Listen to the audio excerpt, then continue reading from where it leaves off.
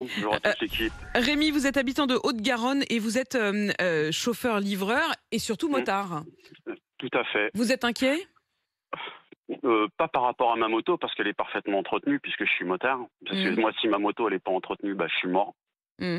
Oui, hein. oui, c'est une Ça, c'est un fait, établi, hein. Le motard qui entretient pas sa moto, vivra pas longtemps et en fait, je trouve ça, inutile puisque, bah, vu qu'elle est entretenue, pas besoin de faire un contrôle technique et moi, ma plus grosse inquiétude, par exemple, voilà, mon cas particulier où j'ai une moto, qui est une importation, américaine puisque c'est une Harley qui a été ouais, achetée là-bas, c'est beau.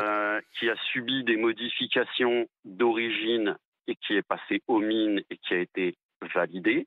Ouais. Le seul truc, c'est que le centre qui va être soi-disant agréé, bah, je pense pas qu'il soit capable de faire la différence et je pense qu'on Vous va avez me peur d'être demander, retoqué? ah bah, carrément, hein, Elle parce a que quel la âge votre, législa elle a quel âge votre Harley? elle a 14 ans, Elle a 14 ans et elle a été modifiée d'origine. C'est c'est évident. ça. Et pour vous, vous allez au boulot en Harley, c'est Tous votre les jours, c'est votre moyen de j'ai pas de locomotion. voiture.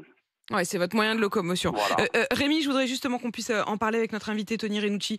Vous, avec l'association Respire, est-ce que vous comprenez la détresse d'un Rémi qui dit attendez, moi, si ça passe pas le contrôle, je suis fichu, je peux même plus aller au boulot. Oui, je comprends tout à fait et c'est compréhensible. Après, ce qu'il faut savoir, c'est que l'idée de ce contrôle technique, c'est de pouvoir déjà vérifier les performances et de pouvoir avoir notamment peut-être une contre-visite ou faire des modifications s'il semble qu'il y ait eu des altérations techniques sur l'engin et qui fassent que ça soit finalement un danger tant pour l'usager que pour les autres personnes qu'il rencontrera sur la route. Et ils espèrent éventuellement, les motards, des exceptions. Malgré tout, vous disiez, normalement, il n'y en a pas qui soient prévues, mais des exceptions pour les véhicules plus anciens, les véhicules de collection, qui rentrent pas tous dans la même case, quoi.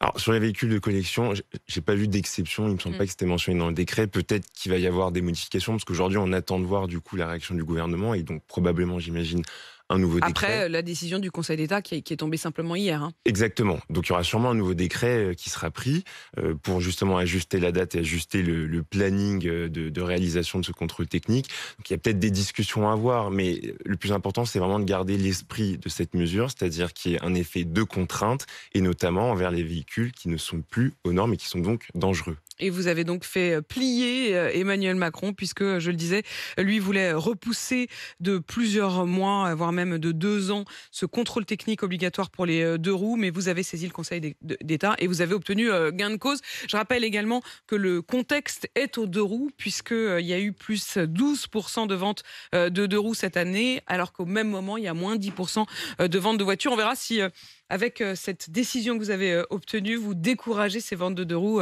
ou non. Merci Tony Renucci d'être venu Merci. dans ce studio.